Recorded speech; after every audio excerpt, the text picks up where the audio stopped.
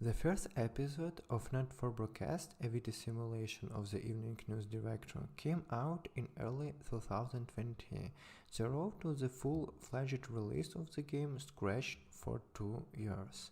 Plans of the developers were confused by pandemic.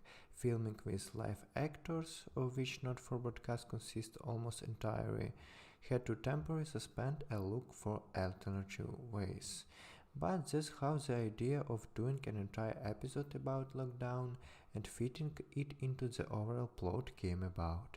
In the segment, the main source of humor was surrealism, and the insanity of what is happening raised to the absolute. Although by and large in the rest of the game, the absurdity, bordering on insanity, was everywhere. It was just much easier to believe in it, it was too similar to our reality.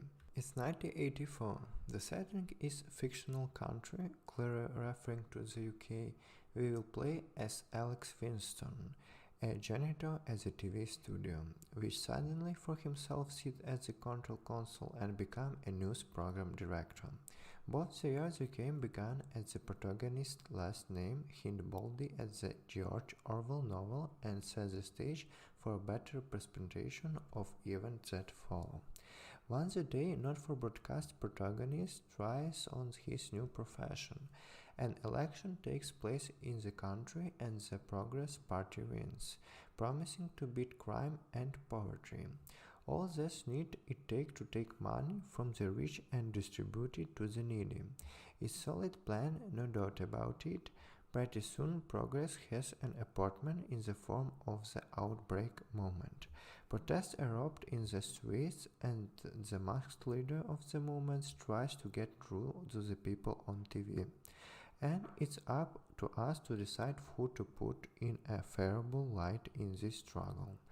We can keep outrage messages off the air so that he was favor supporters, or on the contrary, we can concentrate on dubious success of Progress and show one of their leaders as a crazy, perpetually swearing alcoholic.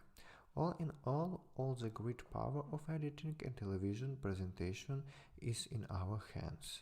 At the director's desk, we can first of all switch between cameras and secondly cancel the broadcast. You have to do it with the same cameras. And of course you can to use the special cancel. The mat is unacceptable and the political propaganda will win on the consistency of the player. If the broadcast has many flaws, the audience will quickly begin to lose interest in it. The rating of the evening news will creep down and having reached the bottom, will ruin Alex's career. This is considering the end of the game here.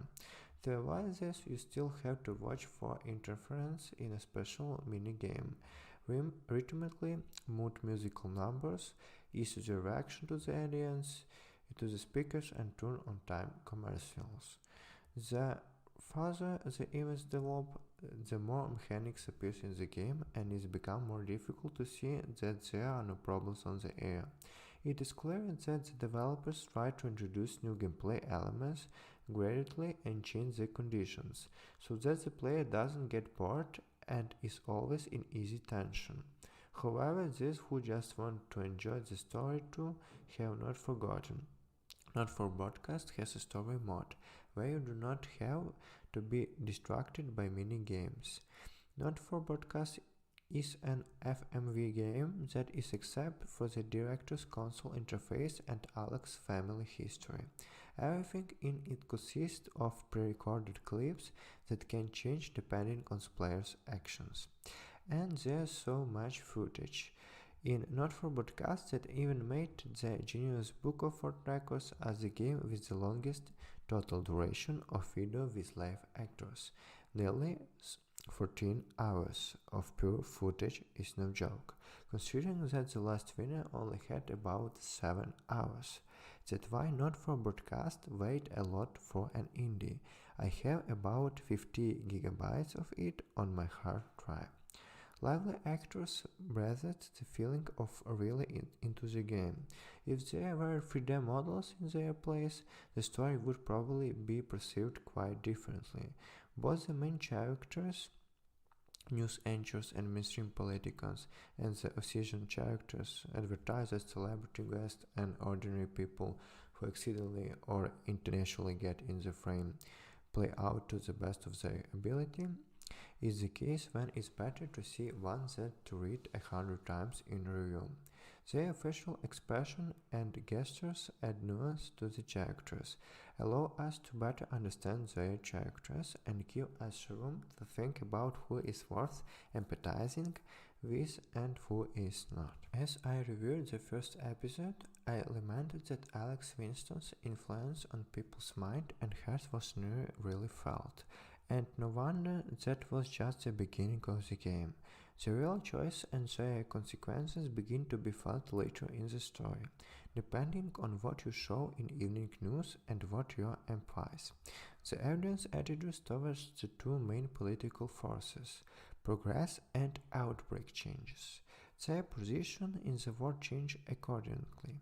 A consistent government behaves accordingly in the frame, but if you cover the failure of progress more, the footage will be very different. This applies both to new stories and to the fates of local snowball stars. They will be different if played differently in two passages.